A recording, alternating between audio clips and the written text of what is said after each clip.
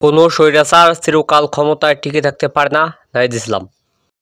জাতীয় নাগরিক পার্টির এনসিপির আহ্বায়ক নাহিদ ইসলাম বলেছেন, গত বছর গণঅভ্যুত্থানের মধ্যে দিয়ে স্বৈরাচার ফ্যাসিস্ট শেখ হাসিনা পতন ঘটেছিল।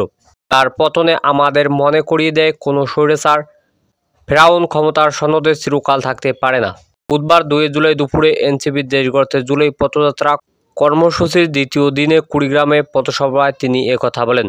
নাহিদ ইসলাম বলেন, যারা জনগণ ও মানুষের অধিকার বিরোধী অবস্থান থাকবে কিংবা সন্ত্রাস ও চাঁদাবাজির পক্ষে থাকবে, তাদের বিরুদ্ধে এই বাংলায় বারবার গণঅভ্যুত্থান ঘটবে।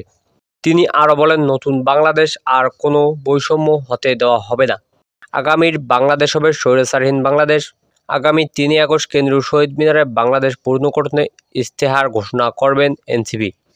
এছাড়াও চট্টগ্রামের পটিয়ায় এনসিপি ও বৈষম্য বিরোধী ছাত্র আন্দোলনের নেতাকর্মীদের উপর পুলিশের হামলার ঘটনার হুঁশিয়ারি দিলেন নাহিদ। বলেন, কেউ যদি আমাদের ছাত্র ভাইদের উপর হামলার চেষ্টা করে, তার ফল ভালো হবে না। এর আগে আজ বেলা 11টায় রংপুর থেকে কুড়িগ্রাম রাজারহাট উপজেলার উদ্দেশ্যে গাড়িবহর রওনা হয়। পথে পথে তাদের স্বাগতম জানান স্থানীয় নেতাকর্মী ও সাধারণ মানুষ।